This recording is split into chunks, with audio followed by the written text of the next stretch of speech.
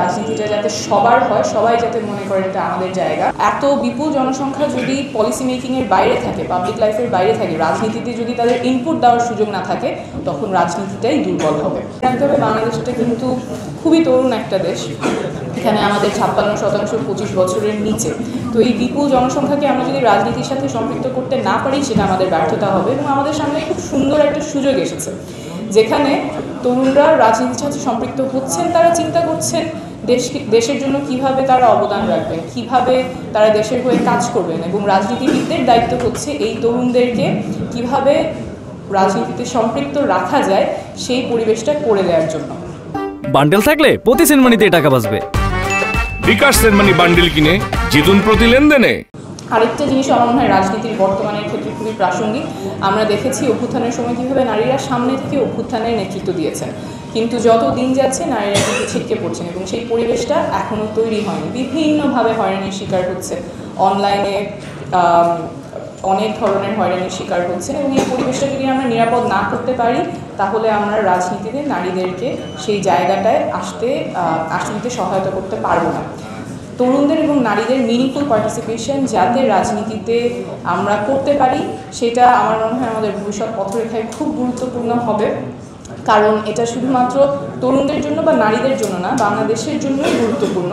এত বিপুল জনসংখ্যা যদি পলিসি মেকিংয়ের বাইরে থাকে, পাবলিক লাইফের বাইরে থাকে, রাজনীতিতে যদি তাদের ইনপুট দেওয়ার সুযোগ না থাকে, তখন রাজনীতিটাই দুর্বল হবে।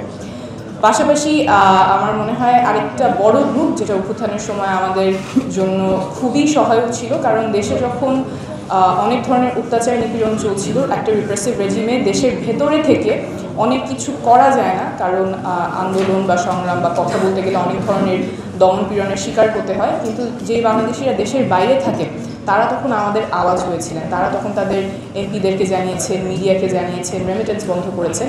তো এই মানুষগুলো যাতে আমরা আমাদের ভবিষ্যৎ পথরেখায় ইনক্লুডেড রাখতে পারি, আমাদের বাংলাদেশিরা যারা শুধুমাত্র ভৌগোলিক সীমানার মধ্যে আছেন তাদেরকে নিয়ে নেওয়ার চিন্তা করে আমাদের গ্লোবালি যে বাংলাদেশিরা আছেন তাদেরকে নিয়ে যাতে আমাদের ভবিষ্যৎ পথরেখাটা হয়।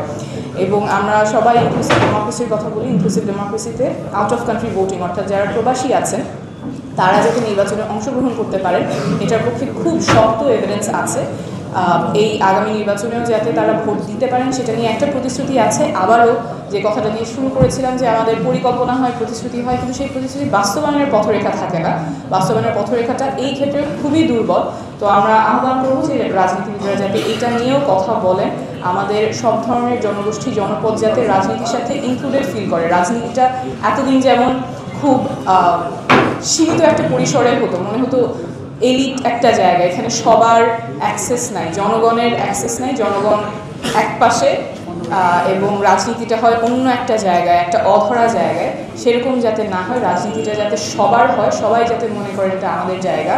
আমার মনে হয় এরকম যদি আমাদের ভবিষ্যৎ পথরেখা থাকে, তাহলে সেটাই বাংলাদেশের জন্য অনেক কল্যাণকর হবে। সবাইকে অনেক ধন্যবাদ।